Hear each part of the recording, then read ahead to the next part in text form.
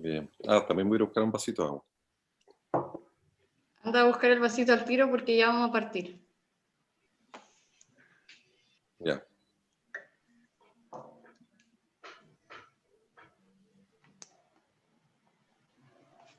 No, no voy a tomar. Me tomé un té recién, sin el problema. Primera cosa, me gustaría mirar todas las caras que pueden poner la pantalla Sí, abierta. fundamental. Sí, primero Sí, que por todo, favor. saludarnos. Ahí. Hola, hola. Hola. Hola. Hola Isabel, ¿cómo estás? Ahí Hola. está José Farellano. Mira, hartas personas. Vanessa, querida, ¿cómo estás? Bueno, ¿vamos a dar inicio ya? Bueno, Bueno, buenas tardes a todas y a todos. Muy agradecida que nos estén acompañando esta tarde. Yo soy Paula Olmedo, arquitecta de la escuela, y soy profesora ayudante de dos talleres que dirige Andrés Garcés, en los que se enmarca esta conversación, que vendría a ser el cierre del curso de presentación de las vanguardias a la contemporaneidad, y también se vincula directamente con la materia que nosotros vemos con Andrés en nuestro taller, que se llama Taller Ciudad Teatro. Antes de dar inicio, vuelvo a repetir que los comentarios y las preguntas que tengan, por favor que las dejen anotadas en el chat, porque en el último bloque las vamos a compartir aquí con Andrés y con Francesco. Y también agradecer al equipo de vinculación con el medio de la escuela que nos permite este espacio virtual en este tiempo de contingencia, y también por la difusión de este encuentro. Muchas gracias. Y sin más que agregar, voy a presentar a ambos. Bueno, por la escuela tenemos aquí a Andrés Garcés, que es arquitecto y profesor de la Escuela de Arquitectura y Diseño de la Universidad Católica de Valparaíso, doctor en Arquitectura por la Universidad Politécnica de Cataluña. Desde 1994 también es miembro de la Corporación Cultural Amereida de Ciudad Abierta. Ha desarrollado su línea de investigación con la propuesta La Ciudad Teatro, desde la perspectiva del lugar de la escena en la historia del teatro y la idea de otro lugar en la ciudad, y la arquitectura desde los procesos de apropiación del espacio público como acto escénico. Y nuestro invitado de hoy día, Francesco Careri, quien es Hola. arquitecto, artista, activista y profesor asociado del Departamento de Arquitectura de la Universidad Roma III. Desde 2006 es profesor del Laboratorio de Diseño Arquitectónico y del curso de Artes Cívicas en la misma facultad, y desde el año 2011 es director del Máster en Arte, Arquitectura y Ciudad. En 1995 funda junto a otros arquitectos y artistas el Laboratorio de Arte Urbano Stalker, Observatorio Nómada, y empiezan acciones de arte público en la ciudad informal, estudios de las microtransformaciones hechas por los habitantes y proyectos de autorrecuperación y autoconstrucción. Dentro de sus publicaciones destacamos dos que se encuentran traducidas al idioma español, que son Wallscapes, el andar como práctica estética, y el más reciente, que es Pasear, detenerse. Y sin más, dejo la palabra aquí a Andrés y a Francesco. Hola, muchas mil gracias, gracias, Paula. Muchas gracias. Francesco, parto yo. Vamos a... Sí. Ya. Bueno, muchas gracias. Bienvenidos también todas y todos los que han querido participar de este, yo diría más que una charla, es un conversatorio. Queremos que tenga ese tono, ya no dejar la situación circunscrita a demasiada formalidad, sino que tratar de invitarlos, ¿no es cierto?, a tener una reflexión en torno, diríamos, primero al trabajo que ha desarrollado Francesco. Ya estamos hablando de unos 30 años por lo menos, ¿no es cierto?, desde que aparece la primera caminata por Roma del grupo Stalker, o cuando se denominan grupo Stalker, más o menos en esas fechas. Pero también para reflexionar en torno a temas como la ciudad hoy, incluso la ciudad como la estamos viviendo hoy día, o las distintas manifestaciones de ciudad. El título de esta charla, lo estuvimos trabajando con Marcelo Araya, hemos estado hace tiempo trabajando en este tema, y yo le puse directamente el lugar otro, un poco para parafrasear este concepto de otredad, el otro lugar, los conceptos de no lugar, ponerlo ahí en la discusión en torno a este tipo de afirmaciones que han aparecido, o el concepto de ciudad difusa, ¿no es cierto?, o de terrenos vagos, todo ese tipo de dimensiones que se hablan permanentemente en el espacio urbano, el espacio público contemporáneo. Pero también yo creo que, y me atrevo a decir que esto podría extenderse mucho más allá, y podemos también hablar también del campo, de la vida de campo, de la vida de ciudad, de los intersticios que hay entre ambos espacios, del vacío, ¿no es cierto? Del vacío pensado, controlado, normado, pero aquellos otros intersticios vacíos que así de alguna manera no han sido normados por la planificación. Para comenzar, Francesco, Picho, como te conocen bien tus amigos, diríamos,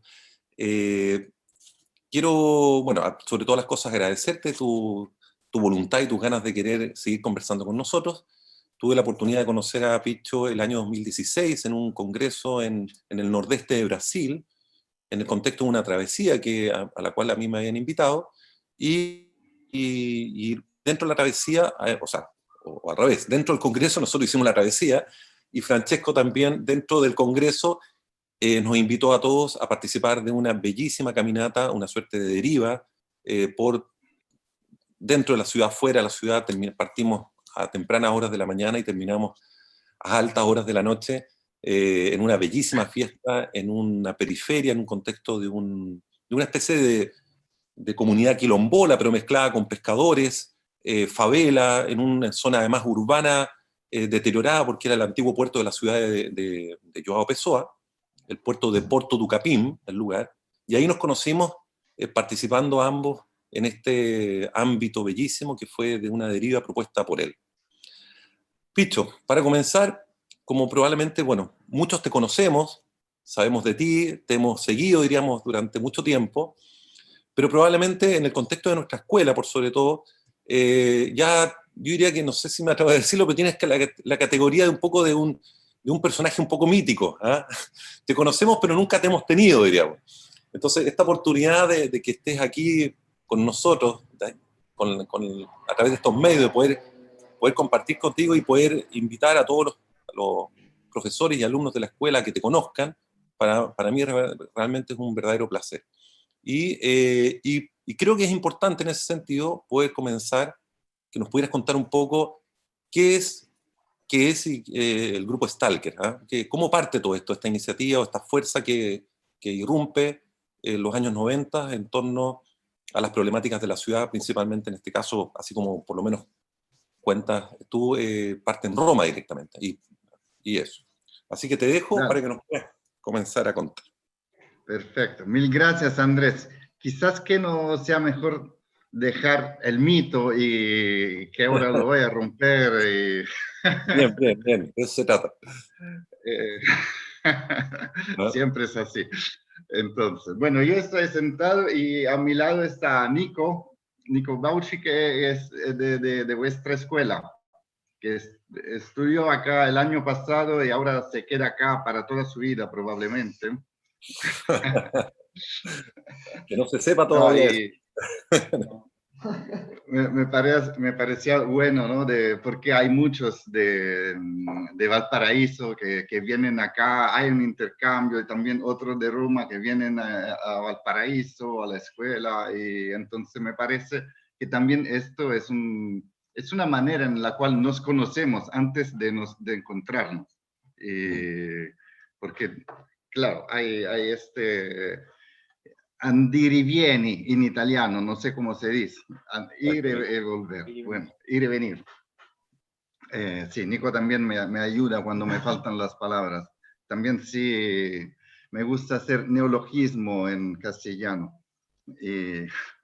No, bueno, sí, me dice Stalker. Mira, yo tengo una presentación porque hay algunas fotos y esto nos ayuda, pero sí, decimos mejor que sea una conversación. No quiero hacer una charla con PowerPoint y todo esto, pero hay algunas imágenes que me ayudan también a mí mirándola para explicar. Y bueno, voy a compartir la pantalla acá y la ven, ¿sí? Ok. Bueno, estamos en el 90, 30 años atrás, como decía Andrés, efectivamente. Y es el enero, y esta foto es el momento en el cual yo era estudiante de 24 años y decidimos de ocupar la universidad. Fue una huelga muy, muy importante porque en toda Italia se ocuparon las universidades para 3 meses y este año saltó el año académico. No se podían dar exámenes, los profesores no podían entrar y este era, efectivamente, era porque había una reforma universitaria en la cual se aceptaba el ingreso de los privados para la investigación universitaria. Y entonces estábamos muy preocupados porque los privados iban probablemente a investir en cosas tecnológicas y no a la cultura, no al lado, decimos, más libre de la investigación. Y en toda Italia fue una huelga muy, muy fuerte, se llamaba La Pantera, porque había una pantera que se había escapado desde el zoo de Roma, el zoo, ¿cómo se dice? Zoológico. El zoológico, y se veía un día acá o un día allá, al sur de Roma, al norte, y para algunos meses no. Y después desapareció, y la pantera estaba libre. Y entonces a nosotros, bueno, tomamos este nombre porque nos daba la impresión de algo que finalmente estaba pasando de selvático, de inatteso, ¿cómo se dice? No esperado, inesperado. Y bueno, una pequeñísima, decimos, un cuadro histórico. Estamos en el enero 90, el muro de Berlín cayó en el octubre antes y en mayo hubo Tiananmen en China y era un momento en el cual ¿cómo se dice? El bloque soviético se estaba cayendo, frantumando, el comunismo estaba perdiendo, el capitalismo iba avanzando y a nosotros nos parecía que finalmente se podía hacer algo afuera de los bloques, afuera de las ideologías, y fue un momento en el cual esperamos, se pensaba verdaderamente que un nuevo mundo iba a llegar y que podía ser mejor de lo que habíamos conocido de la Guerra Fría hasta este momento. Y entonces fue un momento fundamental para mí, es mi experiencia, pero no solo individual, yo diría generacional. En esta foto hay muchos amigos que seguimos a vernos, y en toda Italia, quien participó a la Pantera es claramente un tipo de gente. Se ve si alguien ha participado o no ha participado en el marco artístico, arquitectónico, poético, intelectual. Y bueno, a mí yo creo que no puedo hablar de Stalker sin hablar de la Pantera, porque con todos los miembros de Stalker están en esta foto, también si aún no conocíamos. Y desde ahí empezó una crítica muy fuerte a la didáctica de nuestros profesores que nos enseñaban cosas que para nosotros no tenían mucho sentido. Estamos al final del posmoderno y la escuela de Roma era llena de profesores posmodernos que pero también habían perdido su fuerza propulsora, no sé cómo decir. Y entonces nos aprendían cosas que ya eran viejas, que ya no tenían sentidos y hablaban de un cáncer que se estaba comiendo la ciudad, que la periferia era un lugar le non-lieu, come si dice, i non luoghi, no, los non lugares, todo era muy, muy negativo. Y desde acá, bueno, empezamos haciendo instalaciones, pintando toda la universidad, murales y un jardín japonés, hicimos y nos encontramos. Y finalmente fue el momento en el cual tuvimos un espacio para nosotros, que nos apartenía, que era nuestra casa. La universidad se convirtió para 3 meses en nuestra casa. Fue un poco una New Babylon, un momento de revolución. Después íbamos a la calle y era muy raro ver que el resto de Roma seguía haciendo su vida y nosotros ya estábamos mucho más en el futuro. Pero este cambio al final no fue. Perdimos. La reforma pasó, los privados entraron a la universidad, pero se formó un grupo desde el cual nació Stalker. A ver. Ok. Y bueno, nuestros profesores dibujaban, no eran ni arquitectos profesionistas, eran más o menos intelectuales, tampoco tanto, dibujaban mucho, hacían proyectos, nunca salían de su despacho, no conocían la realidad, y nosotros queríamos transformar la ciudad con nuestros cuerpos. Esto fue el primer momento. Y la primera acción que hicimos, acá no somos, aún no tuvimos el nombre de Stalker, estamos al lado de acá, a 200 metros de donde vivo hoy. En esta época era la periferia, hoy es el centro. Nico vive en la otra orilla del río. Bueno, es el gasómetro, toda esta parte estaba abandonada, era la prima zona industrial de Roma. Y decidimos de hacer un jardín fuorilegge, ilegal. Sí.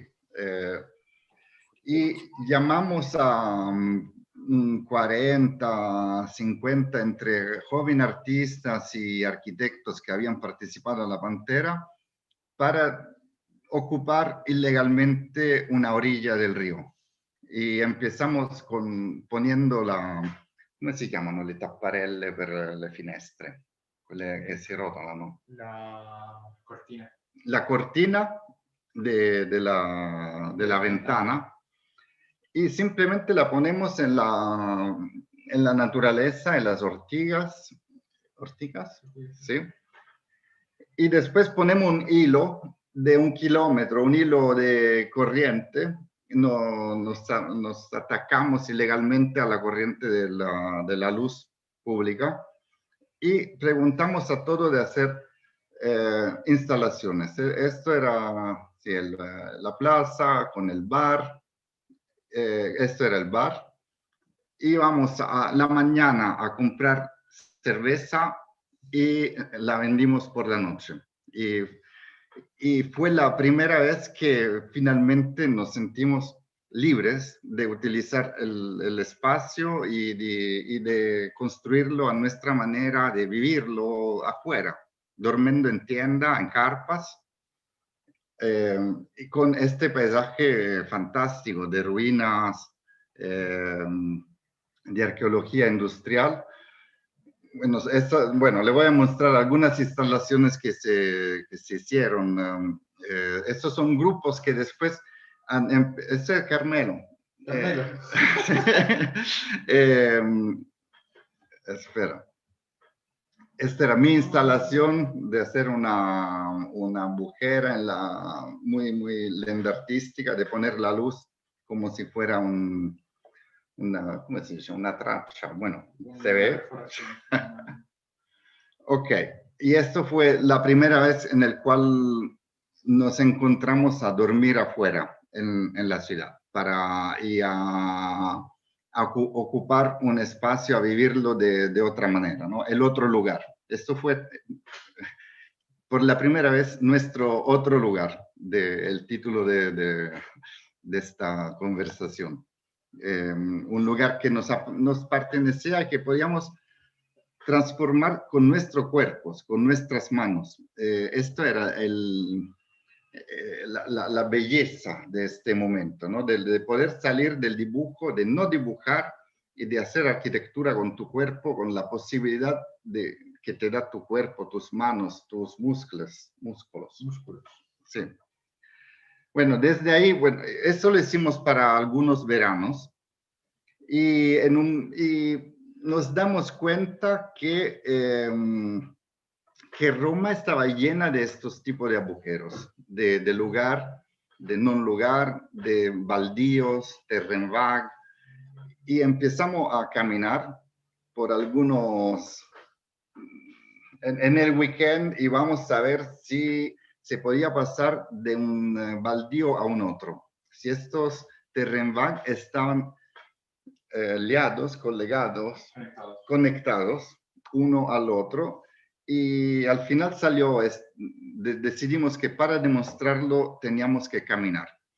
Y fue con esta caminata que tomamos el nombre de Stalker.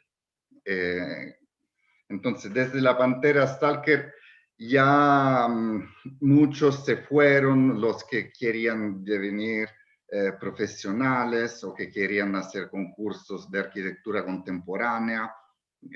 Nosotros éramos un poco la vanguardia, que la arquitectura se construye con tu cuerpo, que no se dibuja, que no se participa a los concursos y bueno, una posición bastante radical. Y bueno, este es el mapa que después empezó a ser nuestro logo, que es un planisfero que parece un poco el mundo, con la ruta blanca de los exploradores que descubrieron las Américas y las Indias. La idea era que la ciudad era mucho más vacía, entonces el azul es el mar y el amarillo son las islas de este archipiélago, y que se podía ir a la deriva, caminar para días y días sin entrar en la ciudad, pero siempre estando en la ciudad. Esto era un poco lo que queríamos demostrar. Y entonces que la ciudad se tenía que investigar desde un punto de vista nómada, itinerante, en el desierto o en el mar, entre los márgenes de la parte construida de los llanos, y que entonces, porque hasta este momento siempre la ciudad estaba descrita como desde el interior de las islas, ¿no? Como monumentos, ejes, tejido, y a nosotros eso no interesaba de nada, nos interesaba lo que se estaba pasando afuera, o adentro, o en el margen. Bueno, esto fue, y tomamos, sí, el nombre de Stalker de una película de Tarkovsky que seguro la conocen, y si no la conocen, tiene que conocerla, que es bellísima, y se encuentra en YouTube con todo. Muy fácil y muy buena. Si se la van a ver en este momento sin escuchar nuestra charla, ya hacen una cosa muy buena. Ya van a aprender más de lo que yo voy a decir. Sí, estas son las fotos, algunas fotos que explican un poco cómo es este espacio en Roma. Roma está llena de pasto, esto no es un parque efectivamente, es algo que se ha dejado ahí, que no ha sido construido, y son como olas que te dan esta imagen de archipiélago, que tú estás nadando y hay unas playas, el barrio es una isla, y, no, disculpe. Esta fue el dormir afuera con las carpas, porque no volvimos en casa por 4 días sin lavarnos, como vagabundos, homeless. Y yo digo siempre que es importante la durada de una deriva. ¿Se dice la durada? El tiempo de duración. Porque es como un poco cuando somos niños y estamos jugando la pelota y la pelota se va atrás del muro, al lado del muro, y saltamos el muro para recuperar la pelota y nos encontramos en un espacio de otros, o baldíos, o privado, o quizás puede venir un perro, o el padrón, el dueño. Y cuando estás en esta situación, te sale mucha adrenalina, ¿no? De que está en un lugar donde no tienes que estar. Y la percepción cambia mucho cuando tú tienes miedo. El miedo modifica la percepción del espacio.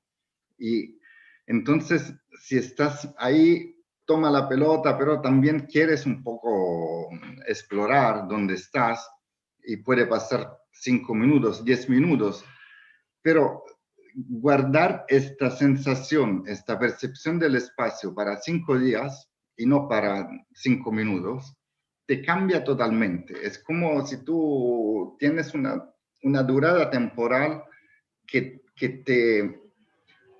te cambia tu mapa mental, completamente la visión del espacio urbano. Entonces fue bueno, este sí, es lo que tengo acá, ¿no? Es no sé si se ve, son scavalchi, ¿cómo se dice? Saltar muros. Son los saltos de los muros que hicimos con Stalker en los 90, en París, en Milán, en Nápoli, en Berlín, no sé qué hay más, y en Roma seguro. Y saltar una barrera es fundamental, yo creo. Es un salto mental y también físico, que para entrar en la zona de la película de Stalker, donde no se sabe bien qué pasa y todo está incierto y siempre digo esto, ¿no? Que muchas veces el primer día de mi curso de arte cívica, cuando nos encontramos con algo que saltar y entrar en la propiedad privada, pierdo algunos estudiantes que tienen el tabú de la propiedad privada. Y entonces, si tienes el tabú de la propiedad privada, no puede conocer la ciudad. Esto es un axioma, porque mucho de lo que no podemos conocer está escondido en la otra parte de la barrera. Y solo si somos dignos de saltar la barrera para comprender más de lo que nos dejan comprender en esta parte de la barrera, podemos comprender algo. Entonces, que se tiene que hacer una provocación al espacio, provocarlo el espacio para que él te pueda responder. Y este es para mí muy simbólico el acto de saltar muros. Tiene también que ver con Caín y Abel, con Rómulo y Remo, con la fundación de la ciudad, que se salta una línea, ¿no? El confine, y esto genera una nueva historia, un nuevo espacio. Bueno, sí, estas son algunas imágenes de esta primera deriva. Esto también no está tan lejos de acá. Es una vieja mina de pozzolana, de arena, con la cual los romanos construían puentes y acueductos. Y me gusta mucho este lugar porque es muy peligroso. Está lleno de galerías subterráneas y si tú pierdes el camino, puede caer de 5 metros en una galería. Y entonces, finalmente, la naturaleza es peligrosa, ¿no? No es un parque, no es un Villa Borghese, Villa Pamphili, los parques de Roma. Acá estás en peligro. Y entonces hay una red porque no se puede entrar. Hay agujeros en la red y senderos. Y solo quien sabe qué estrategia utilizar para caminar puede entrar y conocer. Y bueno, yo creo que mi arquitectura ideal es el sendero. Es algo que existe temporáneamente solo para quien lo utiliza. Cuando no se utiliza más, la naturaleza se apropia otra vez, ¿no? Desaparece. Esta para mí si toda la arquitectura fuera así, sería fantástico. Sería, bueno. Sí, estas son mis instalaciones que yo hacía, performance. Este era en el camino con harina y quizá tengo otra acá. Bueno. Ok, y acá me paro con la condivisione. Y si quieres charlamos un poco ya de este primer paso de cómo nació Stalker. O Andrés. Sí. Quiero comentar, si no, ¿por qué no quiero continuar? Bueno. Sí, claro, no, bien. Y no sé muy bien aquí a Cata y Paula, si alguien quiere comentar algo, participa ahora de los comentarios o quedan todos al final. ¿Cómo lo tienen programado ustedes?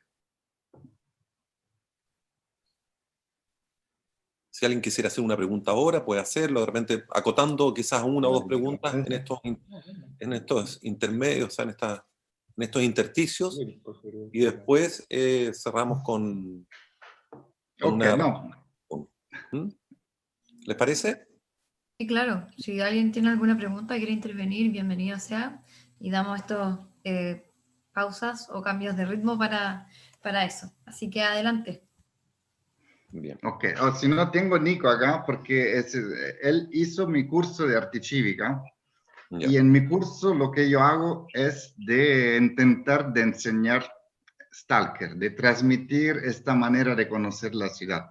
No sé si Nico quiere decir algo. Sí, bueno, yo creo que agregando un poco lo que decía Francesco, la experiencia que uno vive como estudiante la primera vez es algo que, bueno, que me recuerda mucho a la escuela, que es volver al no saber, porque uno empieza a ver la ciudad no como uno la entiende, con espacios ya establecidos, con centros, con barrios, sino que es un espacio por ser descubierto.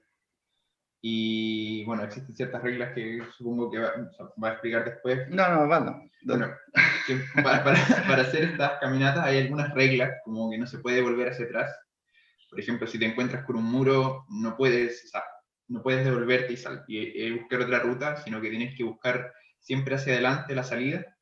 Y eso te lleva, bueno, siempre a caer en el espacio, entre comillas, privado, porque si uno está con la mirada de la caminata, no existe el espacio privado.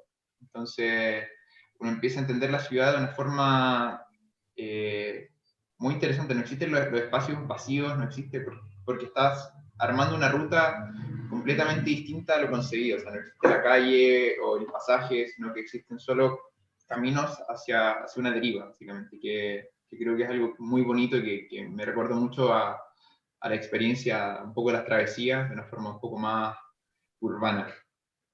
Hay otra regla también, que yo creo que es la principal, que es quien pierde tiempo gana espacio. Y esto es fundamental, que siempre tú no tienes que tener en consideración el tiempo, no una hora en la cual tú tienes que volver o una cita con alguien, no, tú tienes todo tu tiempo a disposición. Tú te puedes parar, puedes decidir de no caminar, puedes decidir de utilizar todo tu tiempo como tú quieras.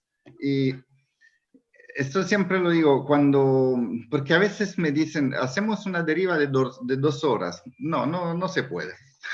Simplemente, si quieres, después de 2 horas, tú te vas. Sí, esto tú lo puedes hacer, pero no es que se puede decidir cuándo se para una deriva o dónde. La deriva es una deriva. Y la única regla es de perder tiempo, porque, bueno, como lo decía antes, si tú no tienes, si tú solo tienes que perderte, puede encontrar y tropezar en algunos lugares inesperados. Porque si tú tienes que ir en un lugar, seguro te vas a perder muchos otros lugares, muchas otras situaciones o personas que encontrar, con la cual tomarte un café, a conversar. Conocer la ciudad es sobre todo conocer a los habitantes, encontrar el otro.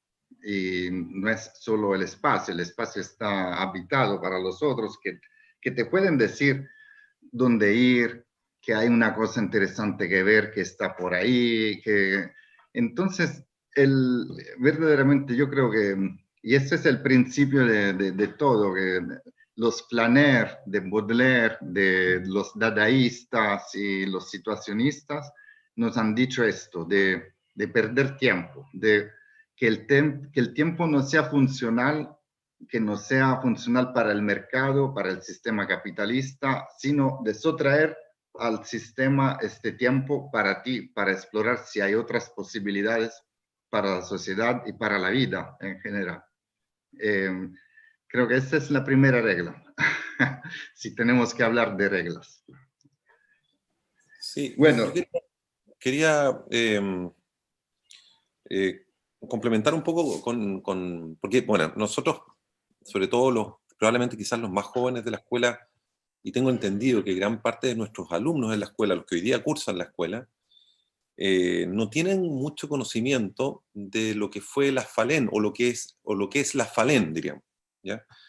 Y la FALEN, cuando tú hablas de la deriva, ¿no es cierto?, y de las experiencias de Stalker, tiene muchas semejanzas, diríamos, en los principios, diríamos. El principio del incesante volver a no saber es uno de los ¿cómo se llama? Fundamentos de la creación de Ciudad Abierta. Está en los estatutos de la creación, diríamos, de la Ciudad Abierta. Entonces ahí hay algo muy, muy interesante que tiene que tiene que ver con la idea, ¿no es cierto?, por un lado de perder los hábitos, pero también de perderse, ¿no?, de que la huella no, o sea, que tú caminas una huella donde no sabes a dónde vas a ir y no sabes con lo que te vas a encontrar.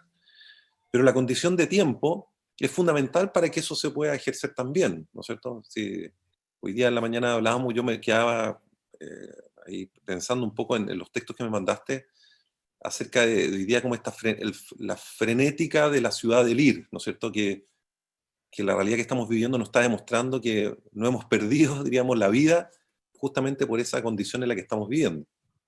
Ahora, en la FALEN se dan cosas también, tiene poquitas reglas, como las caminatas del grupo Stalker. Y hay una que se parece, o sea, directamente se relaciona directamente con lo que tú estás diciendo, que tiene que ver con la plena o absoluta disponibilidad. O sea, casi es la única regla, ¿eh? Que yo diría que podríamos, incluso las falenes pueden ser todas distintas entre sí, pero tiene una absoluta regla que es la plena y absoluta disponibilidad. O sea, y eso significa que sabes cómo, incluso puedes no saber cómo parte, porque puede haber ninguna implicación, y tampoco puedes saber cómo va a terminar. Simplemente vives ese proceso y en el cual te dejas llevar. Ahora, yo me acuerdo cuando hicimos la deriva, ¿no es cierto?, de Joao Pessoa, en un minuto aparece una cosa que es bien bonita, que tiene que ver con el juego, que es la posibilidad de las trampas, de hacer trampa, ¿no? Entonces, y eso lo encontré fascinante, o sea, porque íbamos, por ejemplo, caminando, justamente entrando a un terreno privado, a una zona, ¿no es cierto?, bien privada, como de un balneario dentro de la ciudad, y cruzamos una reja y nos encontramos con unos perros, y apareció una suerte de propietario, y claro, nosotros teníamos que seguir caminando hacia adelante, no podíamos retroceder, pero hicimos la trampa de caminar de espalda, ¿no es cierto? Me acuerdo que lo hicimos, ¿te acuerdas, no? Sí, claro. Entonces se dio, y eso como que, y esa trampa a la regla, diríamos, a la regla de siempre caminar hacia adelante, abrió una cosa en el grupo muy potente también, muy potente, porque era caminar de espaldas sin saber más aún dónde íbamos y cómo íbamos, etc. Entonces, hay algo muy bonito, ¿no es cierto?, creo, muy potente en esta cuestión como de la deriva, que está como en las reglas del juego al final, ¿no? De un juego sin límites, sin campos, sin nada, o campos que se van creando, pero también con la posibilidad de la trampa como parte de la regla, diría. Como... Sí. Sí, es como si fuera un sacrificio, ¿no? Bueno, no se puede pasar, entonces la regla te dice que tienes que ir adelante, debemos volver atrás, pero no se puede volver simplemente, se tiene que hacer algo, ¿no? Performativo o sacro, sagrado. Sí. No, sí, seguramente. Y no, que quería decir, la he perdido. Mientras que tú estabas hablando, me pasó algo que decir, pero no me lo acuerdo. Bueno, sí, hay otras intervenciones, podemos seguir la charla, si no, voy al segundo punto, que era los ROM, como tú decías. Paula. Hay dos preguntas. Primero, José Miguel Uvilla te pregunta si sigues transgrediendo la propiedad privada. Siempre. Cada día. Con COVID. Y sabes que... Pregunta, ¿cuándo empieza y cuándo termina una deriva para ti o cómo lo has vivido en el acto de caminar? Mira, no, me acuerdo de cuando enseñé en Talca, porque he estado en la escuela de Talca 3 meses haciendo derivas con los estudiantes, y otra regla es que se tiene que dormir por lo menos una noche afuera, en carpa, ¿no? Y bueno, los chilenos tienen mucho miedo de saltar y de entrar en la propiedad privada. Tienen un tabú de la propiedad privada muy, muy fuerte. Porque, bueno, no sé, el por qué me lo dicen ustedes, me lo explican. Pero dormimos en un lugar donde no se podía dormir, que era entre algunas casas periféricas de Talca, en un barrio afuera, y montamos la carpa ahí. Y la mitad de los estudiantes se fueron, porque decían, va a venir la policía y seguro nos van a multar. Y tenían mucho miedo. Y efectivamente, bueno, lo que pasó fue que los vecinos salieron y nos llevaron vino, cosas que comer, hacemos una gran comida con los vecinos, estábamos todos ahí tranquilos y nos dejaban utilizar el baño, cargar los teléfonos. Se formó una comunidad, bueno, temporánea, pero de hospitalidad recíproca. Para ellos finalmente iba a pasar algo enfrente de su casa, donde nunca pasa nada, no hay nadie que camina, todos toman su coche y se van por el centro, y estaba pasando algo diferente. Y claramente llegó la policía, porque muchas veces pasa esto, pero también a la policía chilena se le pudimos explicar que no estaba pasando nada de mal. Y ellos comprendieron muy bien que también si estaba afuera de la ley, que no se podía dormir con carpas en la calle y todo esto, nos dejaron ir. Porque yo creo que depende también de cómo tú te pones, ¿no? Que a mí me gusta siempre decir, para entrar en una situación como esta, que somos poetas. Que cuando tú le dices que eres un poeta, ya si tú le dices que eres arquitecto,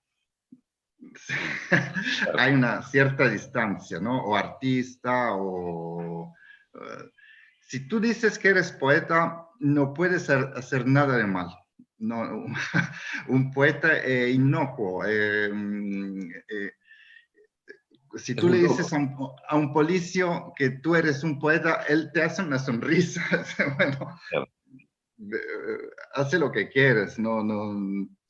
no le estás molestando, no le estás diciendo estoy acá porque estoy contra de esto y de esto y de ello. Te pone en una situación lúdico, poética, y cambia las reglas, es como lo que los situacionistas decían, ¿no? Construir una situación lúdico-constructiva. Y si eres capaz de construir una situación otra, todas las reglas cambian, también por lo que están alrededor de ti y que viven su vida cotidiana de otra manera, que sean los vecinos, que sea la policía. Y los estudiantes han aprendido mucho, yo creo, de todo esto, ¿no? De cuánta libertad tenemos y que no nos damos cuenta de tenerla, ¿no? Y pensamos que de no poderla tener, no la utilizamos, toda la libertad que tenemos. Y yo creo que esto es un poco lo que a mí me interesa de transmitir a los estudiantes, que son mucho más libres de lo que piensan, que se pueden dar mucha libertad. Bueno, esto. Andrés, desapareciste.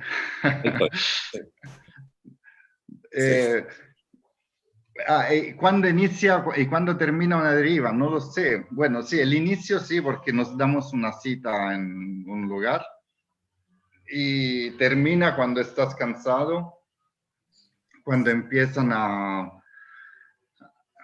que tú estás tan cansado que no eres capaz de construir situación, ¿no? De que pierdes un poco de energía o te estás aburriendo porque el lugar que tú estás explorando es monótono, no hay descubiertas. Entonces, en un momento dado, la deriva termina con naturaleza.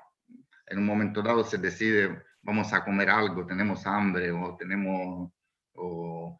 no, es natural, no hay reglas para terminarla. Esto no.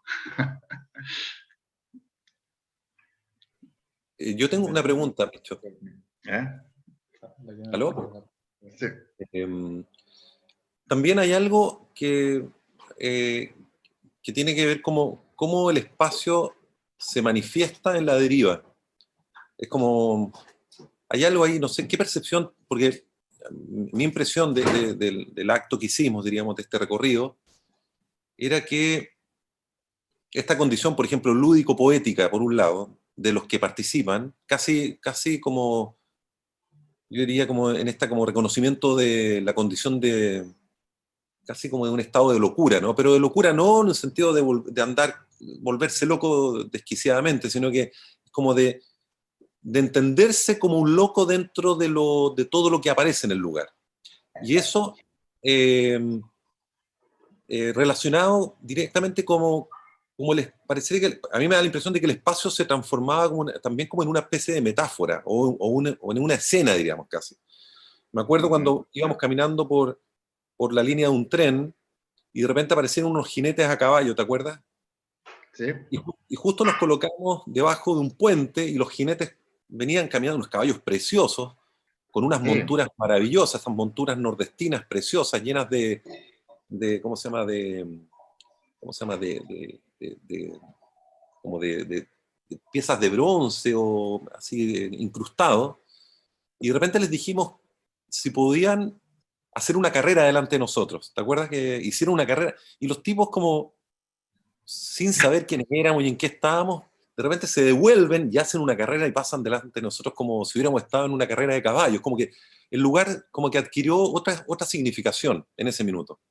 Por eso digo que aparece como la cuestión como el espacio también como una metáfora, ¿no?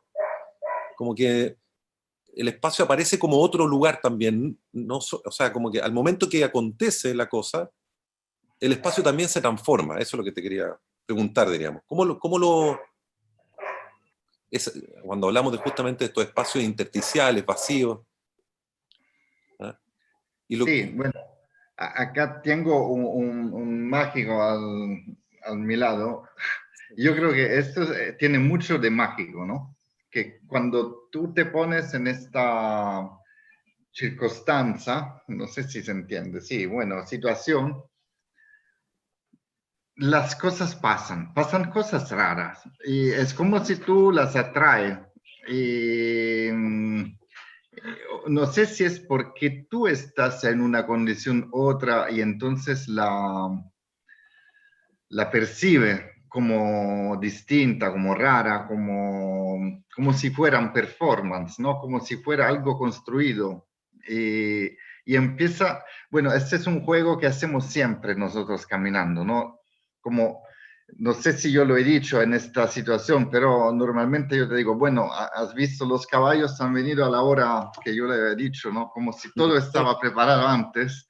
Exacto.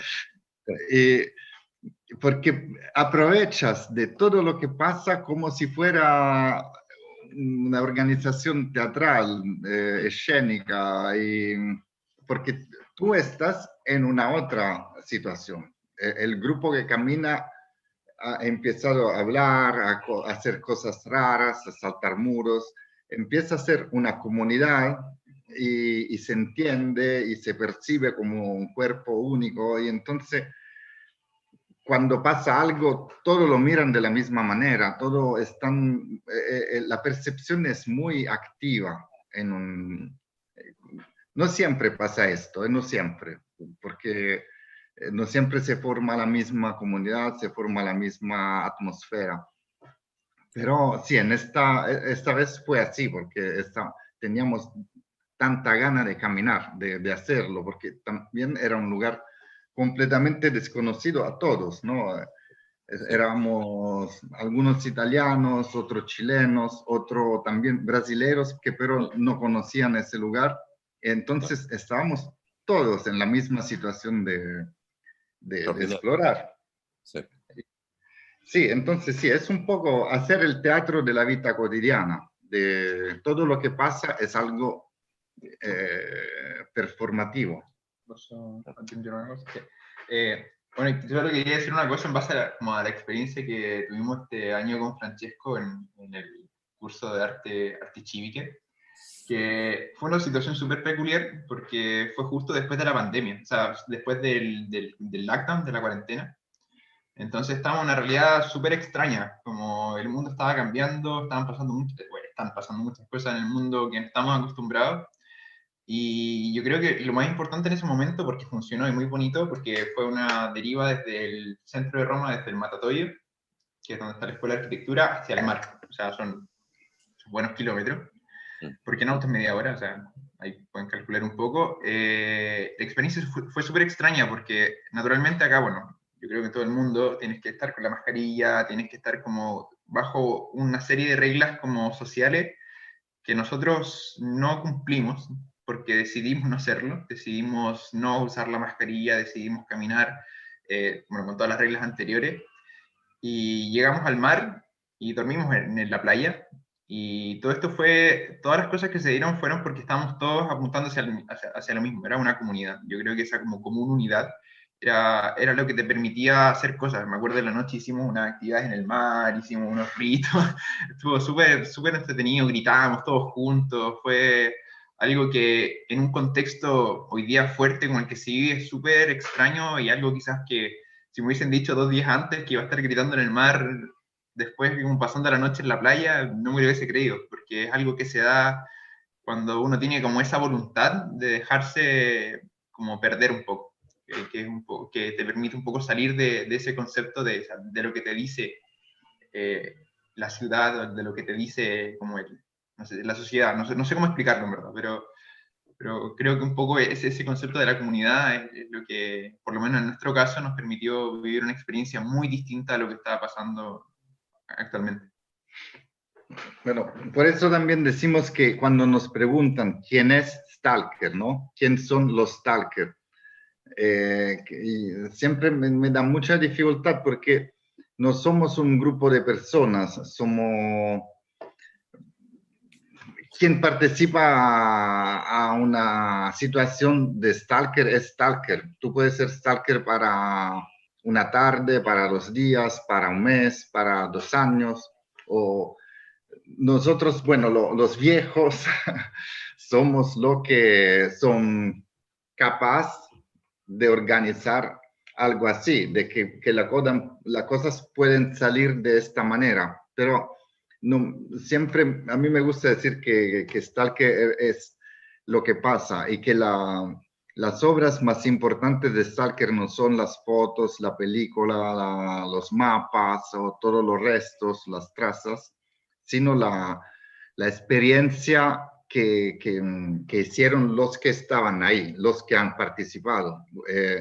Y esta experiencia son recuerdos, no son imágenes, no son fotos, es una sensación.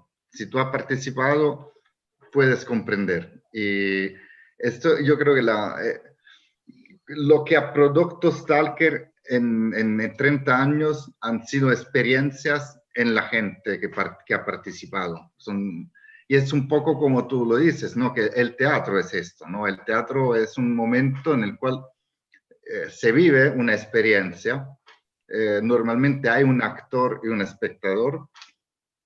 En la deriva, tú eres actor y espectador de tú mismo, porque te estás mirando, haciendo cosas diferentes, viviendo otra cosa, porque los otros son espectadores ocasionales, ¿no? La señora que te ve desde la ventana pasando y saltando muros, sí, ella es un espectador. Y seguramente para ella estás haciendo un espectáculo. Pero yo creo que la cosa más importante es hacerlo para quien participa. Ese es el producto de Stalker, decimos. Es más inmaterial. Si quiere voy a los ROM. Vamos a los ROM, sí. Vamos. ¿Sí? Sí. Porque si no hablamos solo de esto y hay muchas cosas. Sí. Vamos a los ROM. Después volvemos a Stalker. Ahí nos vamos. Cuéntanos, la experiencia de los ROM, ya llevas más de 10 años trabajando en esa experiencia. No sé si ayer me decías que la habías discontinuado, pero imagino que evidentemente es una experiencia que nace, ¿no es cierto?, también de estos encuentros con comunidades, ¿no? En Roma y en otras ciudades. Entonces, cuéntanos, ¿de qué se trata, Picho? Allora, este es un poco, tengo que hacer un poco de cuadro también, porque quizás no conocen quién son los ROM ahí. Creo que se llaman gitanos en Chile, ¿no? Sí. Los gypsy, lo decimos nómadas, pero en realidad no son tan nómadas, o no sabemos si son nómadas por fuerza o por pasión, por cultura, seguramente por cultura, pero también no pueden viajar hoy. En Chile sí, yo conocí a rom chilenos y compré una carpa. Bueno, esa es otra historia. Yeah. La puedo contar después, si quieren. Bueno, este es un libro que no ha salido en castellano. Es un autodiálogo, lo he escrito con Lorenzo Romito, que es un otro cofundador de Stalker. Y acá se cuentan 10 años pasados con los ROM en Roma. Se llama Campus ROM porque también fue como un campus universitario, fue una experiencia pedagógica, porque ya éramos profesores y lo hicimos con estudiantes y no solo con artistas y con ciudadanos, con periodistas, fue algo más complejo.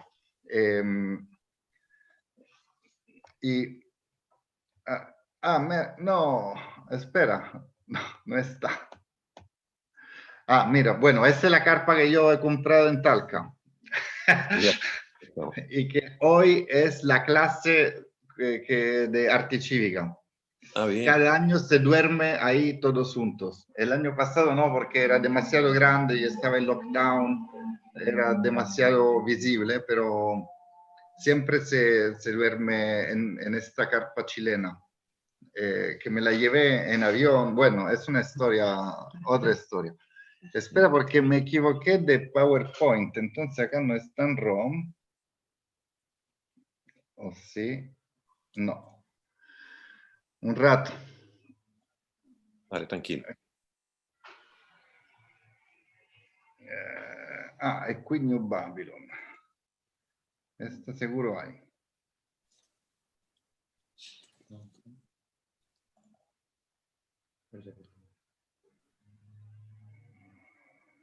Mm. Mm. Ay, muy larga.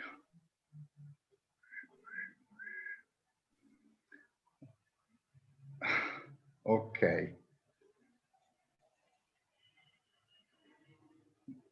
¿Me ves?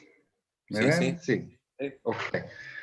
Bueno, la empiezo acá un poco más ahí, porque si no vamos demasiado largo.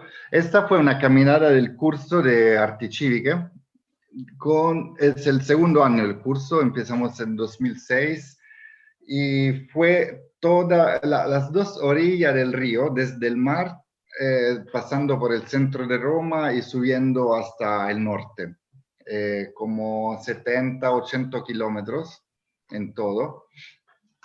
Y se llama Suiletti del Fiume, en las camas del río, ¿sí? Sí. No sé si se dice la cama, Sí. donde pasa el río, pero también donde se duerme. Lecho. Es en el doble sentido de cama. Sí, aquí se dice lecho. El lecho, en el letti del fiume, en los lechos del río. Ok, Claro. mejor, sí. Estas son las personas y las comunidades que cruzamos en el camino. Normalmente se dice que son todos gitanos, rom, pero en realidad habían albaneses de Austria, de brasileros, ingleses, italianos, filipinos, de todo el mundo. Todo el mundo estaba viviendo en el río en este momento y sigue viviendo ahí. Hay asentamientos en las dos orillas y caminamos en dos grupos distintos, cada uno en una orilla. Y, bueno, normalmente son así, que se cortan el caneto, las cañas tiberinas del Tevere, y con esto se construyen sus chabolas. Chabola, ¿no? Mediagua. No sé. Es No. un... Chabola, sí. ¿Chabola? Sí, bueno. Y a veces se encuentran así, ¿no? Miras, hay una escalera, un sendero que desaparece en el selvático, sigue el camino y te encuentras en lugares que por adentro están muy bien, ¿no? Muy curati, con... come si Bien dice? decorado. Canvas, sí, de codón, están bien y o se construyen, a veces son una roulotte, una caravana, una motorhome sin ruedas, pero y que hace como el nocciolo, the core, la estructura, ¿sí? Claro. Sí. Alrededor hacen un otro espacio, ¿no? Como este es el desde afuera.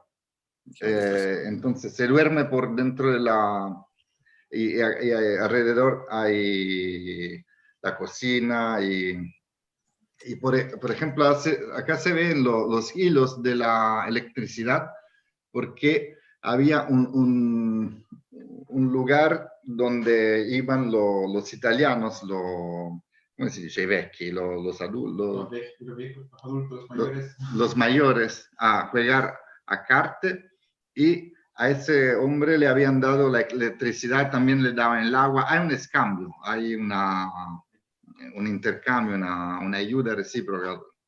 Ya. Acá estamos pasando bajo de una autopista y nos encontramos con esto, ¿no? Con chabolas de cartón, con ratos enormes. Acá vivían 650 personas, todo rom.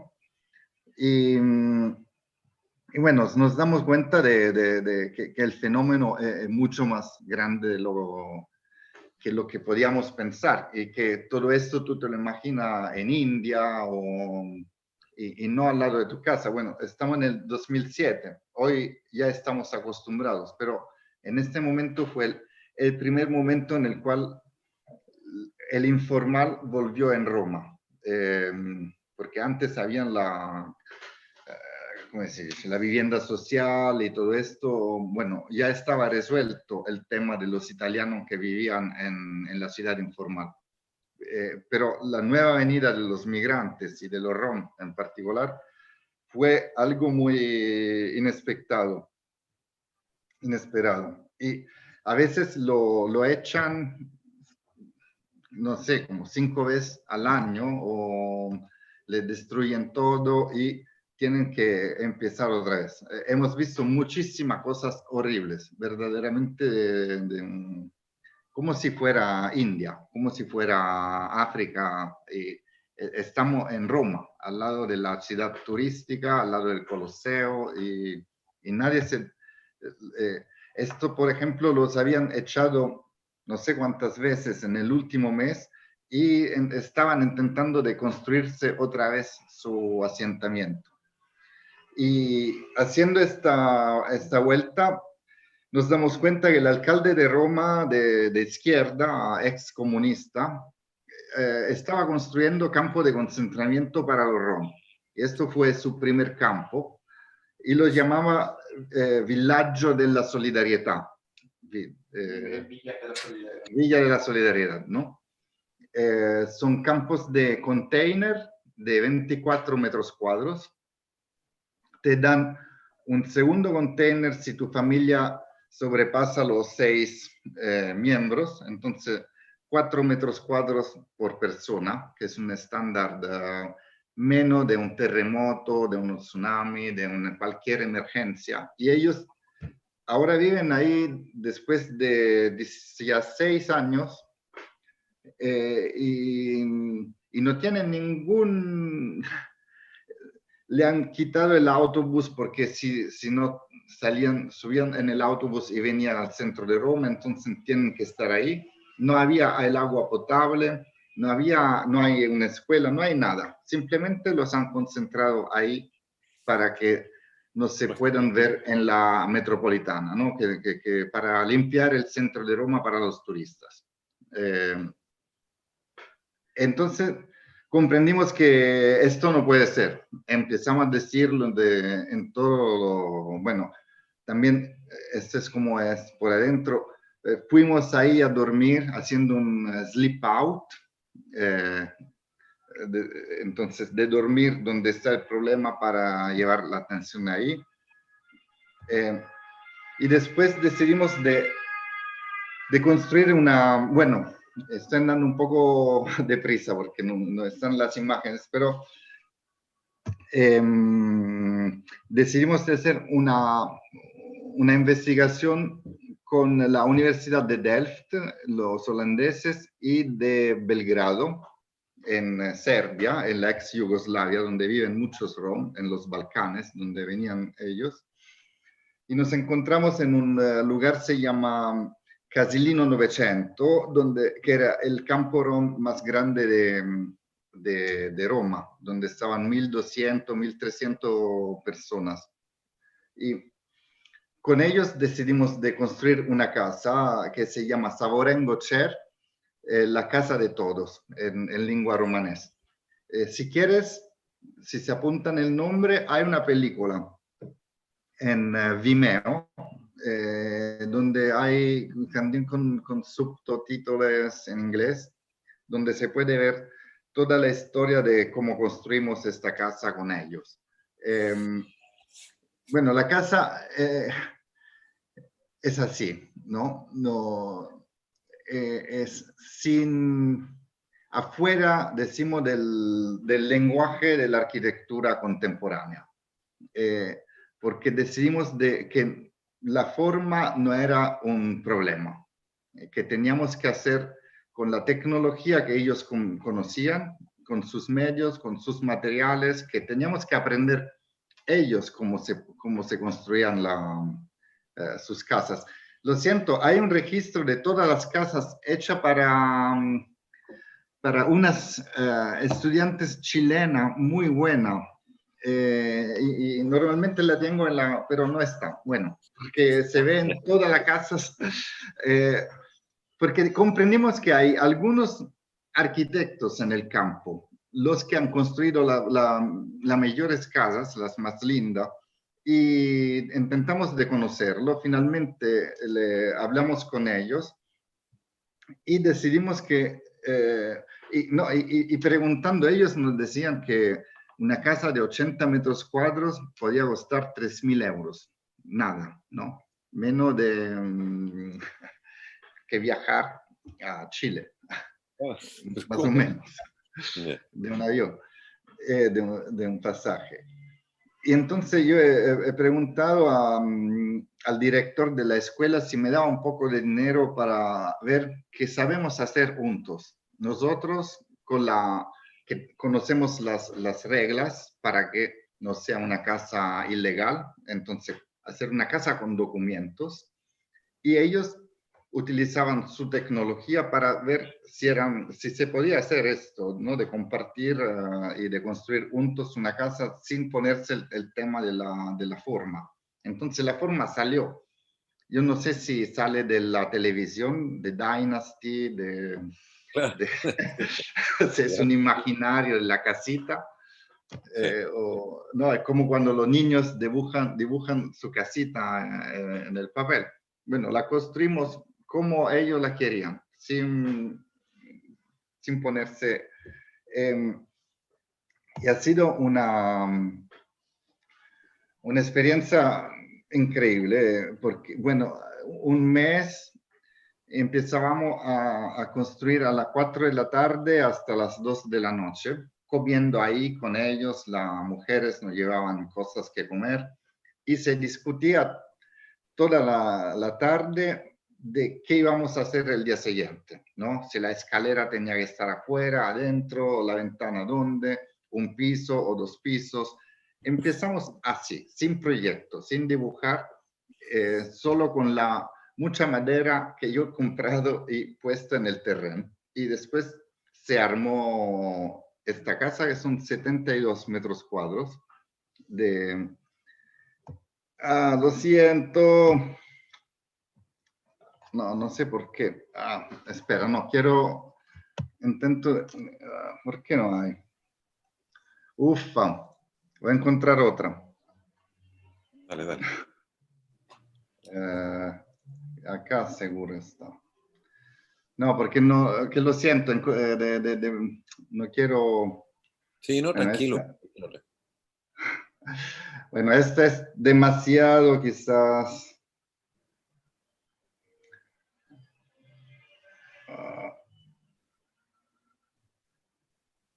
Sí, pero mejor.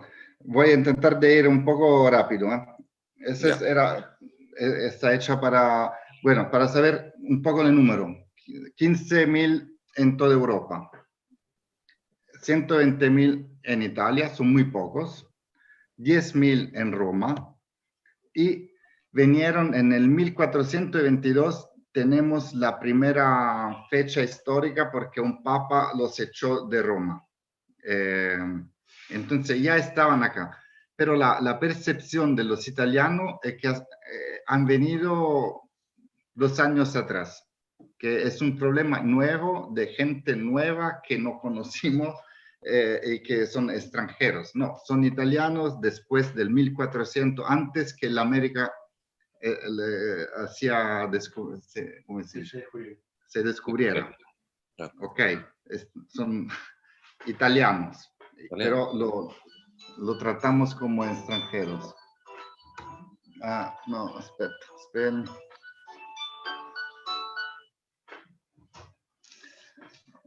No, para darle un poco, bueno, sí, eran en los campos de concentramiento de Auschwitz, de los nazistas, han matado 2 millones de rom, bueno, 6 millones de judíos, pero 2 millones de rom. Y cuando hicieron el proceso de Nuremberg, nos lo invitaron a testimoniar.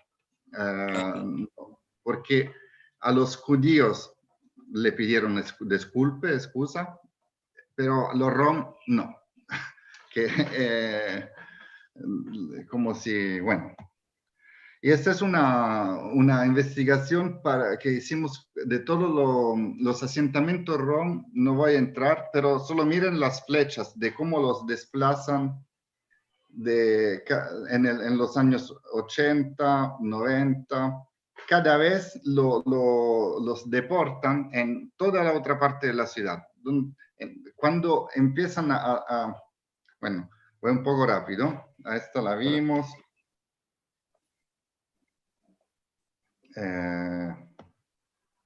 Ok. Bueno, sí, esto fue porque en un momento dado los periodistas se dieron cuenta que estábamos haciendo esta investigación y vinieron con nosotros. Nosotros leímos solo de callarse, de no hacer preguntas, de mirar la relación que nosotros entretenimos con ellos. Y después, pero salió en este reportaje, empezó toda una cuestión sobre los rom. Esto fue cuando alquilamos 8 camper, motorhome, para ir con los estudiantes a dormir en los campos rom. Y era muy bueno despertarse la mañana en el campo, tomarse un café, decirse buena noche, buenos días y vivir con ellos todo el tiempo, ¿no? La noche, el día, y comer juntos.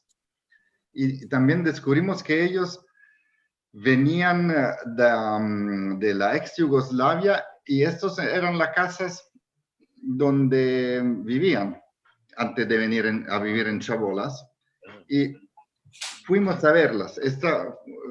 Tomamos el barco, fuimos en Yugoslavia, en los lugares de donde venían ellos, y empezamos a trabajar. Esto fue un trabajo de campo. A la derecha hay un sistema de comprensión de cómo el crecimiento de la familia produce la ciudad, el campo, ¿no? Ahí la mujer se va con otra familia y cuando se esposan, entonces, porque nos decían, ¿no? En este campo yo aprendí muchas cosas. La noche que estamos ahí comiendo, estaba con 2 hermanos y le pregunté, pero vosotros, ustedes, ¿cómo quieren vivir? ¿Cómo quieren habitar? ¿Sois nómadas o sois sedentarios? ¿Qué quieren hacer? Si pueden elegir su vida, ¿cómo la ven? Y el primero me dice, yo estoy acostumbrado así, vivo en el campo desde siempre, acá está mi abuela, mi bisabuela, son 5 generaciones, mi tía, si tengo hambre puedo ir en casa de mi tía o de mi hermana a comer, está lleno de chicos, de niños, nos ayudamos, y yo puedo vivir solo de esta manera. Y su hermano, entonces no, una otra cultura, no, su hermano. Dice, por favor, llévame en cualquier parte, en un alojamiento social, bueno, al nono piso de una casa popular. Yo no puedo vivir acá con todos estos niños, mi hermana, mi abuela, mi madre rompe los cojones y entonces te das cuenta que el tema del nomadismo o del habitar no es cultural, es personal. Que tú tienes que dar respuestas a todos de cómo quieren vivir. No hay una receta. Y bueno, esos son algunos proyectos que hacemos de vivienda progresiva, ¿no? De construir, de elegir las chabolas mal hecha y construir una nueva casa y después, bueno, poco a poco transformar una favela en un barrio, legalizándolo lentamente y progresivamente. Bueno, este es un poco eso yo lo aprendí en América Latina, en Colombia, la vivienda progresiva. También, bueno, estas son cosas sí que se hacían. Esto es antes de Aravena, Ya. Está bien. Buena la aclaración. Está bueno. Yo Aravena no lo conocía, pero Ya. son, sí, son cosas un poco parecidas, ¿no? De que tú puedes construir el núcleo de baño y cocina y después ellos se pueden construir el resto y darse su cara. Bueno, esta es la Triennale de Milano, no voy a... Fue una exposición en Milano a la Triennale sobre el ROM, pero voy a de dar a todo el pasaporte europeo, de cerrar i villaggi della solidarietà y de dar tierra para la autoconstrucción, que ellos se saben construir la casa y entonces solo necesitan tierra. Ese es el campo Casellino 900 donde hicimos la casita. Entonces son todas estas chabolas que y vienen de Montenegro, Bosnia, Kosovo y Macedonia y han reconstruido en la favela como los barrios étnicos de proveniencia. Esta es la lámina que quería mostrarle. Con todo el registro de las casas del campo y sabíamos cuánto costaban, quién la había construida, todo. Y acá empezamos la construcción. Sí, cuando la madera estaba ahí y estábamos empezando a dibujar. Y después ellos dicen, toman nuestros dibujos y lo tiran a la basura. Dicen, sabemos nosotros cómo se hace. Deja... Está bueno. No, me gustaba mostrarle un poco más de foto de esto. Por eso he cambiado. Y al final... fue así. Bueno, la quemaron. ¿La quemaron? Sí. La quemó, ¿Quién la quemó? no se sabe quién, o sea, No. sí. No, pero sí. No o sí. Yo tengo algunas ideas. Porque yo sé,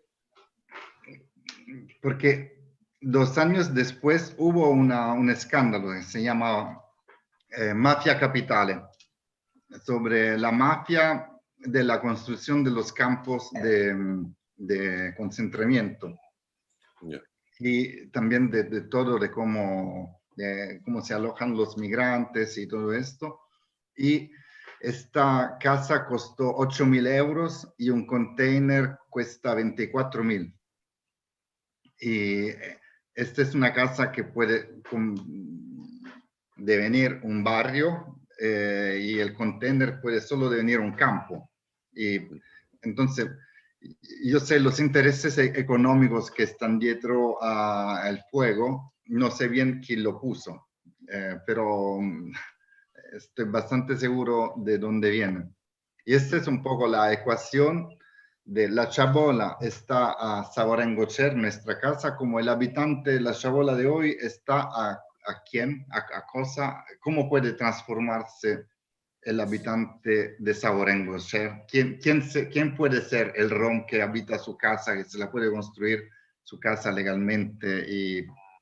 Porque también ellos no tienen documentos, están a la 3ª generación nacidos en Italia sin documentos. Ese también ese es un esquema de donde los echaron cuando echaron el campo, después que incendiaron la casa. Y esta es la nueva generación de campo de concentramiento. Este es el viejo que vimos antes, que ahora son casi 2.000. Y bueno, dicho. Dime, sí, acá me paro. El ROM... No, es que una pregunta, o sea, cuando dices tengo una idea, pero una idea podría ser que o sea, primero, es interesante esta doble figura como de los dos hermanos, ¿no? Que uno creería que hay algo cultural, como una resistencia a ser urbano, por un lado, pero sin embargo parece que al final es una cuestión también muy personal. O sea, en la misma comunidad hay dos personas que son totalmente opuestas.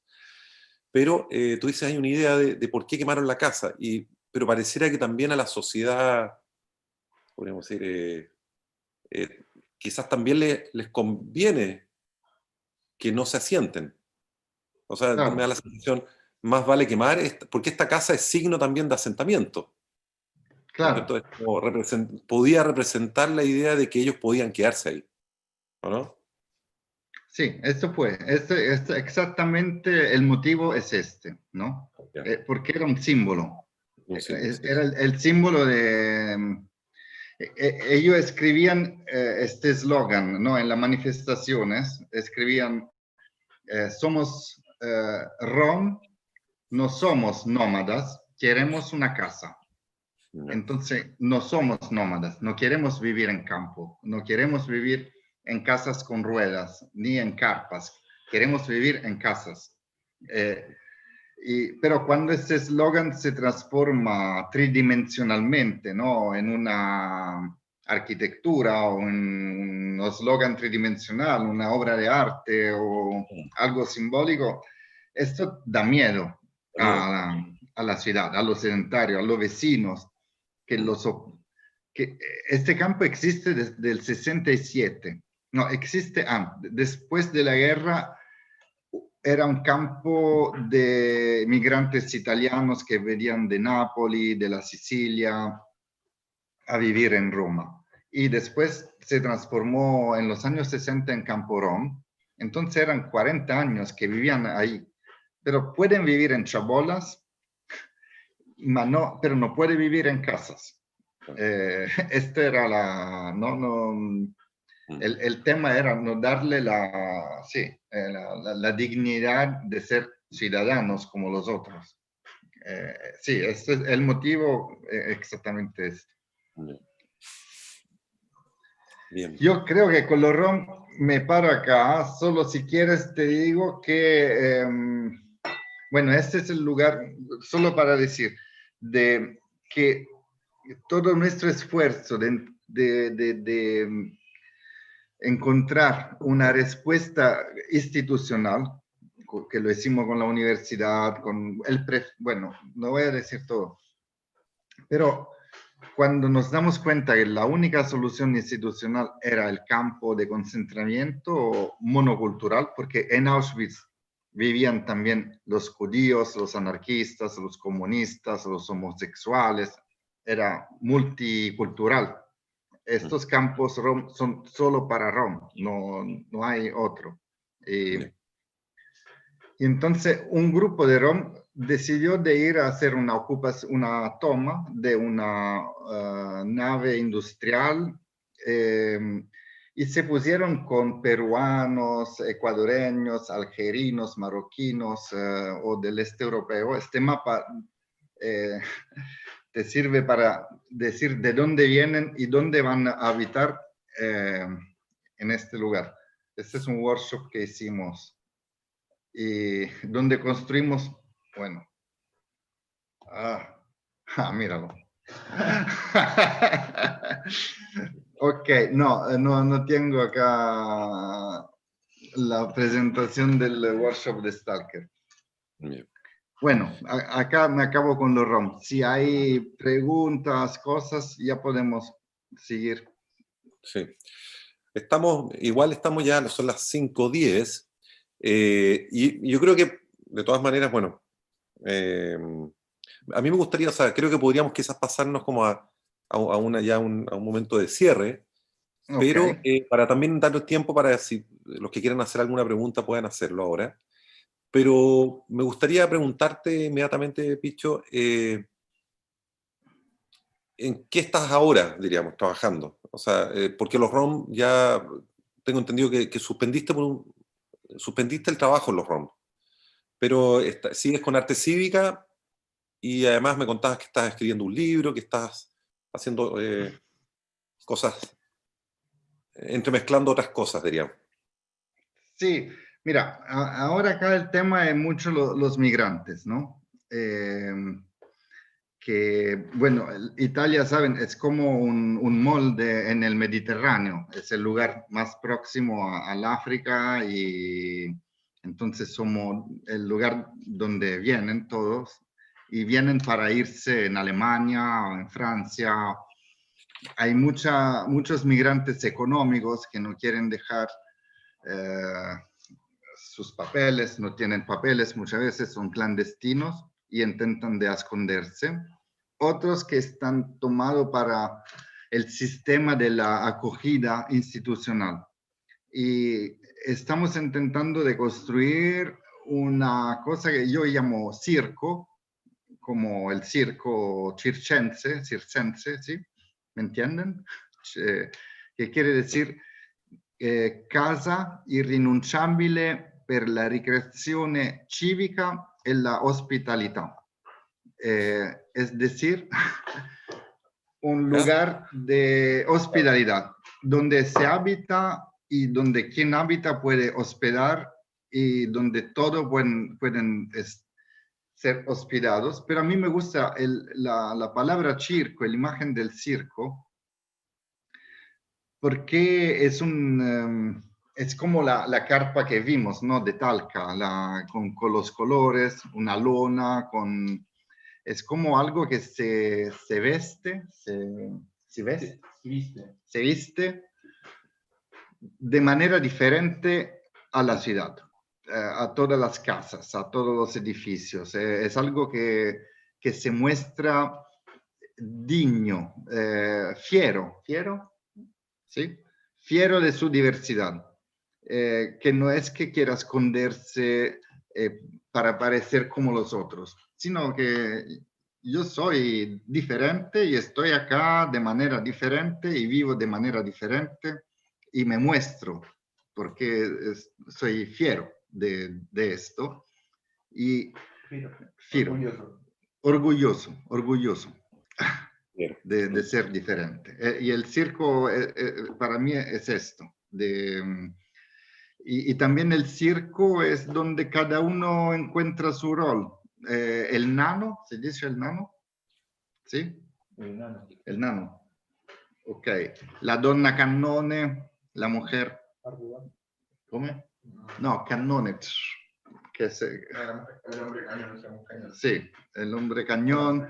O, bueno, que cada uno tiene su rol, ¿no? Son todos locos, todos pobres, pero cada uno sirve a todos. Y la idea es de cambiar la acogida con la hospitalidad, porque la acogida es unilateral. Tú eres pobre, tú eres migrantes, y entonces te doy algo que comer, te doy un techo, me prendo cura del tuo cuerpo, sí,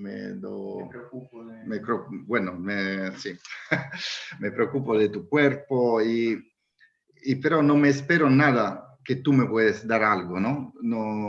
La hospitalidad es recíproca. Tú tocas a mi puerta, yo abro la puerta. Si no abro la puerta en todas las culturas del mundo, en todas las culturas arcaicas, si yo no abro la puerta, soy culpable. Puede ser que hay un Dios bajo el hábito del viandante, ¿no? Del vagabundo que toca la puerta. Esto, en la cultura griega, la Odisea, es todo así. Y una vez que abro la puerta y es como si me espero que tú me cuentas de dónde vienes. Y tú eres mi única manera. Bueno, yo te puedo dar una cama, te puedo dar algo que comer y tomar, pero tú me das el mundo. Tú vienes de otras partes, tú has conocido gente diferente, tú tienes experiencia que yo no puedo tener. Y entonces hay un escambio recíproco en la hospitalidad que no está en la acogida. Y yo creo que en este edificio que me gustaría construir o quizá transformar, porque Roma está llena de edificios abandonados o está llena. Bueno, hicimos una investigación encontramos 200 edificios muy grandes que se pueden utilizar ya el día de hoy para hacer un circo. Y yo creo que si tú pones migrantes, Roma, con los estudiantes, porque Roma tiene la más grande universidad de Europa. Tenemos 63.000 estudiantes que vienen desde afuera y no tienen... y que tienen que pagar a precio de mercado, no están casas para estudiantes en Roma. Bueno, hay 3.000, pero contra 62.000. Y si tú pones todo eso, si artistas, y locos, y viejos, y jóvenes, y niños, y perros, y todo lo que necesitan un espacio, puede inventar un nuevo espacio muy particular, muy circense, muy diferente, que se puede mostrar de manera diferente y que puede dar un impulso cultural a la ciudad. Entonces, que todo lo que hoy vemos, miramos como a un problema, es en realidad una risorsa, un recurso. Un recurso. No son problemas. Si lo sabemos cocinar juntos y mezclar bien y hacer un espacio híbrido, yo creo, bueno, esto es lo que en el que estoy hoy. En este momento esto es lo que me toma la cabeza y que me gustaría construir o participar a, no sé. Bien, pues. Bien, pues. Oye, son las 5:18. Acá son las 9. Las 9:18. Por eso que tomamos un vinito. Porque... Una buena hora para el vino. Mira, quería abrir Cata, ¿estás por ahí? ¿O Paula? Para que podamos, los que quieran hacer alguna pregunta, pero ojalá lo puedan hacer también, no a través del chat, sino que poder preguntarlo o conversar, sí, o reflexionar algo así en persona, a rostro vivo, diríamos. Vivo y visible. Si alguien quiere compartir una experiencia, contarnos algo. Bueno, yo le propongo de salir en este momento mismo de su casa y perder tiempo. Camilo quiere preguntar. Camilo. Compartir una experiencia. Yo llevo muchos años patinando en skate y bueno, en verdad hasta el día de hoy me he dado cuenta de las ganancias que me ha entregado el deporte en sí, porque bueno, no es un deporte que necesita mucha plata para hacerlo, entonces uno ve muchas personas de distintas realidades patinando o haciendo este deporte. Pero lo interesante es que, esto me di cuenta mucho después, pero lo interesante es que cuando uno va a recorrer la ciudad y va a patinarla, va con un grupo de gente que es como mix de personas de distintos lados que se congregan por algo en común, buscan en la ciudad y muchas veces también uno busca como meterse en lugares donde en teoría no le corresponde, se mete en una propiedad privada, empiezan a patinarla, pero lo interesante es que estar tanto tiempo en un mismo lugar, patinando, intentando, uno sin percatarse empieza a darse cuenta de esas cosas que en la ciudad, que normalmente uno no se puede dar cuenta porque la ciudad tiene un ritmo, un determinado ritmo, es dinámico. Por ejemplo, uno no se puede llegar y detener en las veredas, porque las veredas siempre están en constante movimiento, pero cuando uno siempre se pone en este grupo a patinar en esta determinada vereda, empieza sin darse cuenta a encontrarse con estas cosas de la ciudad que uno normalmente no puede encontrarse, que serían los personajes, cómo la gente convive, qué tipo de personaje suele transitar en la ciudad. Y me parece como súper interesante porque creo que tiene una potencia de investigación que ver por ahí. Lo veo desde mi lado, pero lo vinculo mucho a lo que acaba de hablar, que es ver la ciudad desde otra perspectiva. Y creo que siempre es interesante cuando alguien pueda reconocer que tiene esta oportunidad enfrente, aprovecharla. Y ahora me doy cuenta que quizá ahí, en ese mismo lado del skate, sería, por ejemplo, interesante hacer un registro más exhaustivo de lo que uno suele ver sin querer darse cuenta. lo venía a comentar con una experiencia en el fondo, que creo que hay muchas cosas que de repente uno ni se imagina que pueden entregarnos esa oportunidad de aprender de la ciudad. Y creo que me pareció interesante esta charla porque veo en el skate como esa oportunidad. Me imagino que deben haber muchas más disciplinas que pueden encontrarse en la ciudad y empezar a percatarse de estas matices. No sé si hablé rápido y se entendió, pero era eso, en verdad, compartir mi experiencia. Y esa oportunidad de repente que estas cosas que uno hace día a día quizás nos puedan entregar este regalo. Bien, muchas gracias, Camilo. Gracias, Camilo. Y A ustedes. No sé si voy a contestar a Camilo o si hay otras preguntas, si la ponemos juntas o como quieran. Bueno, Camilo, mira, no, yo no voy a skate porque me puedo romper todo. Pero, sí. Pero seguro que sí, es exactamente un poco esto, ¿no? De estar en la ciudad de otra manera, de explorarla, y que tu medio, cual que sea, los pies, tus piernas, o el skate, o la bicicleta, o, bueno, algo que no es el coche, porque el coche verdaderamente te construye un otro lugar, no te da la posibilidad de pararte cuando quieres, donde quieres salir, y no estás en el espacio real, estás en una caja, ¿no? Pero que esto que te lleva, que te pierda, y yo creo que es la única manera de conocer otra parte de la ciudad, cosas inesperadas, comunidades o otras personas que hacen la misma cosa.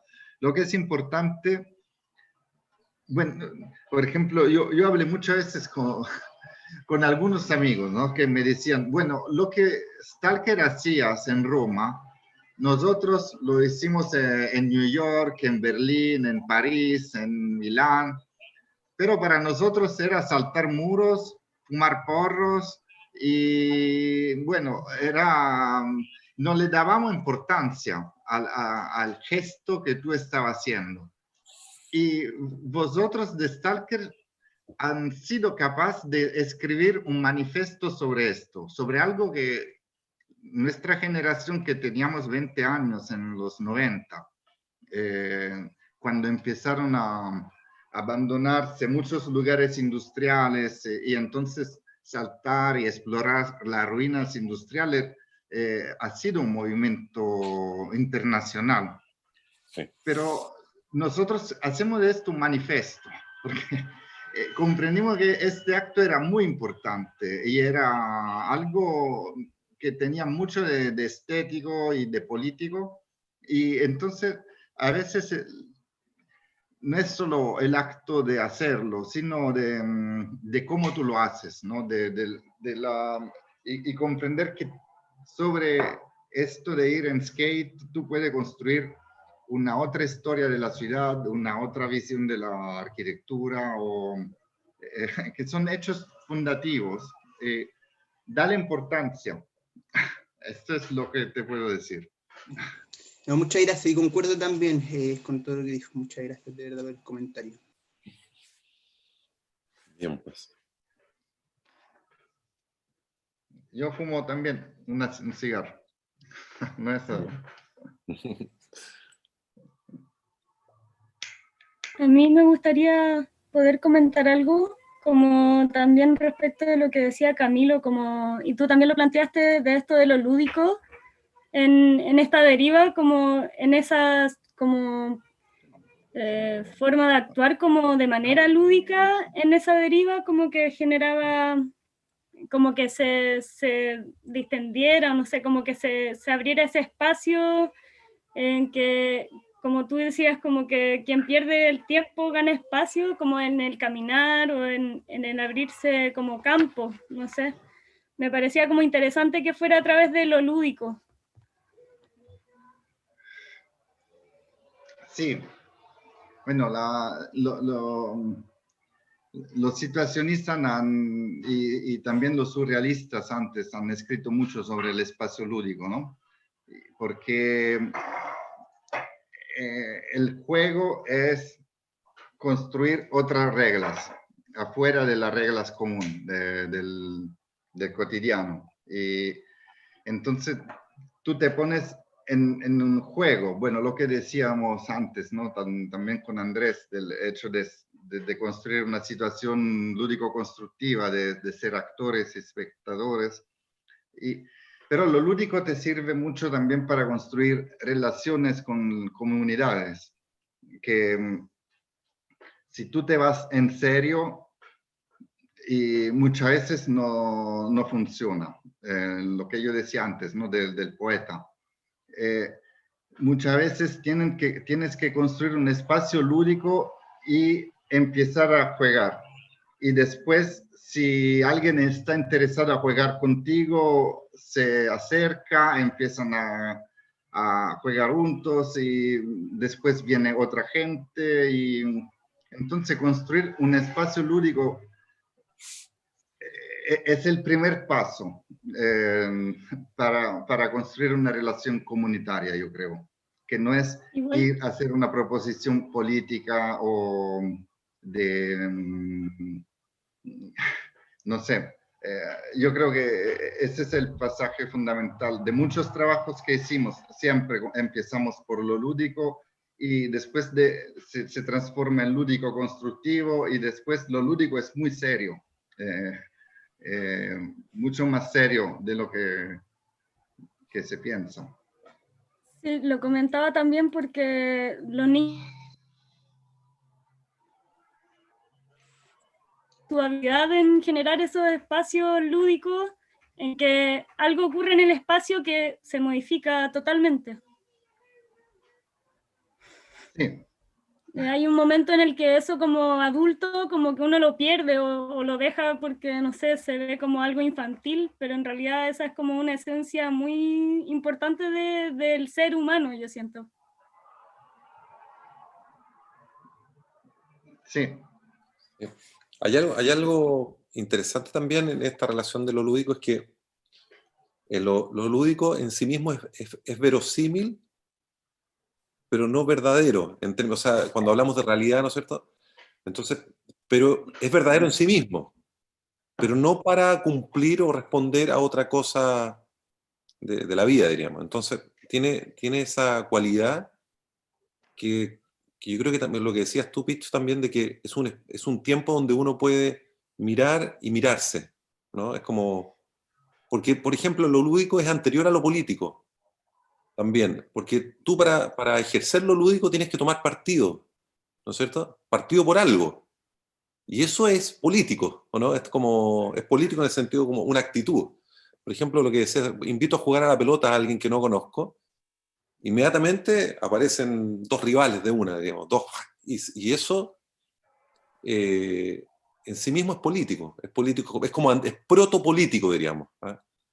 Pero la gracia, la belleza, es que la belleza del juego, por lo menos así como lo dicen, ¿no es cierto?, Huizinga, o lo dicen, es que de algún modo no sirve para nada también. No, queda ahí, muere en el juego. Entonces después puedes en el rugby, termina el rugby y todos se abrazan, se saludan, o en los juegos, ¿no es cierto?, existe esa condición, ¿no es cierto?, que termina ahí. Es como lo que hablamos, quizás una de las cosas bellas de la Falén es que justamente se consume en el juego. Se consume. Sí, exactamente. Y se construye un campo de relación. Sí, una otra situación, exactamente esto. Sí. Es una buena carta de presentación, lo lúdico, digamos, cuando uno entra a trabajar o trata de penetrar, ¿no es cierto?, en esa otra realidad.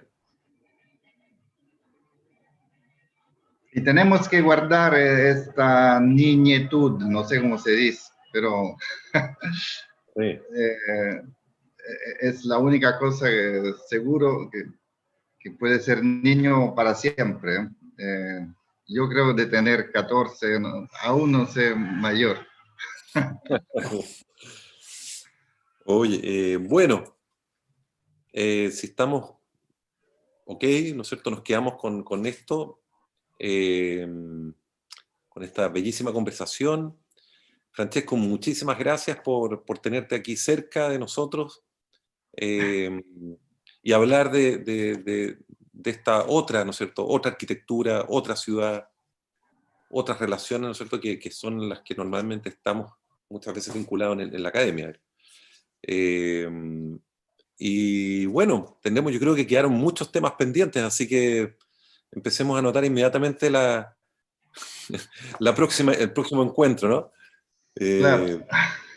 Ya sea, ojalá que... En presencia, yo quiero venir ahí a la ciudad abierta, Sí, caminar, construir cosas locas como la que hacen. sí, mira, no sé si está la Isabel todavía. Claro, yo digo, cuando hablábamos de los RUM, diríamos, del ROM, decíamos como este espacio abierto, y yo al final decía, oye, en alguna medida, aunque algunos dirán que, oye, pero no es tan abierto, de alguna manera la ciudad abierta, ¿no es cierto?, es como el lugar ROM, diríamos, un lugar que siempre se está pensando abierto y trata de no, ¿cómo se llama?, de consumirse en los hábitos de la estructura, diríamos, ¿ah? Del pensamiento, de la forma, de todo. Es como, Y es un claro, circo, y es un es un circo, claro, circo. claro, claro, claro. Claro, porque tú dices, porque uno de los fundamentos de la ciudad abierta es la hospitalidad. Pero aquí no está Claro, Pato Jara, no está Pato con nosotros, que es nuestro, como dice, gurú de la hospitalidad, el que más incluso tiene un libro que escribió acerca del acto de la hospitalidad. Pero la belleza, y te lo digo por qué, porque hace 2 años atrás fue Paula, ¿no? Estuvo Lorenzo Bottiglieli con nosotros, y decimos Botticelli, El año pasado. el año pasado, y en un almuerzo en Ciudad Abierta, yo me tocó presentarlo, quiero presentarles a Lorenzo, bueno, éramos 50 comiendo el día miércoles, como todos los miércoles, y presento a Lorenzo, y Lorenzo nos lee justamente un escrito de la hospitalidad, y nos lee este mismo escrito o sea, un poco lo que tú estabas contando de un personaje que recibe, que le abre la puerta a alguien a su casa, en su casa, tiene la obligación, por un lado, de dar cama, pero también de recibir un poco recibir lo que trae del mundo esta visita o este huésped. Entonces nos habló del sentido profundo de la hospitalidad, qué bueno. de esa condición recíproca que tú estás diciendo. Yo me imagino porque, bueno, Lorenzo venía como nómade, ¿no es cierto?, viajando por el mundo, por Latinoamérica, con su novia y con un amigo, y me acordé de ese gesto precioso, de él hacernos reconocer el acto de hospitalidad como un acto absolutamente profundo y necesario entre personas que no se conocen, diríamos, ¿no? Así que, bueno, muchísimas gracias. Muchas gracias a todos. Paula, si quieres, puedes también cerrar. Y bueno, pues nos vamos. Para Gracias seguir. a todos ustedes y por su hospitalidad de hoy y por la futura que ya sé que habrá. Eso, Y para todo lo que quieren venir en Roma también, acá estamos. Todos invitados también ahí. Espacios abiertos, toda la gente Muy bien. Muchísimas gracias. Gracias. Gracias, verdad. Bien, pues.